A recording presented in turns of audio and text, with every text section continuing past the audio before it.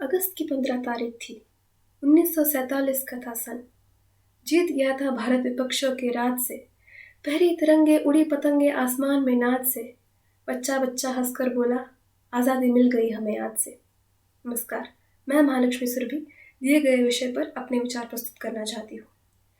आज़ादी के बाद हमारे देश के लिए संविधान रचा गया था, जिसमें भारत को एक संपूर्ण प्रभुत्व संपन्न लोकतंत्रात्मक गणराज्य बनाने की प्रस्तावना रखी गई। इसमें नागरिकों को सामाजिक, आर्थिक और राजनीतिक स्तर पर न्याय, अभिव्यक्ति, धर्म और उपासना की स्वतंत्रता जैसे हामियां दी गई। हमारे नेताओं ने व्यक्ति की गरिमा और राष्ट्र की एकता और अखंडता को सुनिश्चित करने का संकल्प लिया था। लेकिन क्या उनके प्रयत्न सफल हुए? संविधान में प्रस्तावित अधिकारों और कर्तव्यों से हमें बाहरी आज़ादी तो मिली है, लेकिन क्या हम आंतरिक रूप से आज़ाद हैं? आज भी फसल नष्ट होने पर किसान आत्महत्या कर लेता है।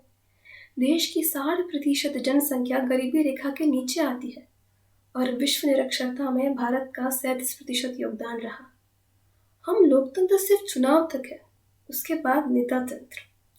इस देश में भूखों को गोली, नंगों को हथियार पहनाए जाते हैं, सूखे कंठों से जेहादी नारे लगवाए जाते हैं। बस इसीलिए तो कहती हूँ, आज़ादी अभी अधूरी है। संविधान सभी ने पढ़ रखा है, लेकिन न्याय के तराजू आज भी मौन है। जिस देश की माँ को अपनी बेटी के दोषियों का फांसी देखने के लिए 7 साल इंतजार करना पड़ा, उस देश को आप आज़ाद कैसे कह सकते हैं? मुझे तकलीफ तो तब होती है जब इस देश की न्याय व्यवस्था शीघ्र और कठोर निर्णय नहीं ले पाता।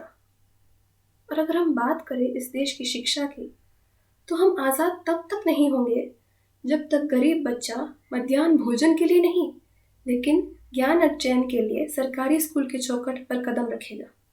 जब बड़े बड़े सपने देखने के लिए भरी भरी जेबों की आवश्यकता नहीं होगी। जब एक शिक्षित युवा को अपनी डिग्री लेकर शहर की ओर रोजगार के लिए नहीं जाना पड़ेगा, बल्कि उसे अपनी उपलब्धियों का लाभ उठाकर कुटीर उद्योग जैसे उद्योगों का निर्माण कर राष्ट्र की जीडीपी को आगे ले जाना होगा। मतदान के समय समाज का एक वर्ग छुट्टी समझकर घर बैठता है, तो दूसरा वर्ग अपना मत बेचकर इंसानियत भी बेच देता है।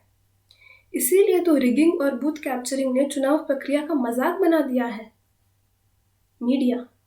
मीडिया को लोकतंत्र की आत्मा कहा जाता है, लेकिन आज वही मीडिया बिक चुकी है।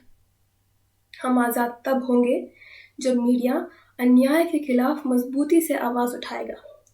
किसी सरकारी नीति की वाहवाही और विरोध करने से पहले उसका आकलन और अवलोकन करना जनता को सिखा पाएगा।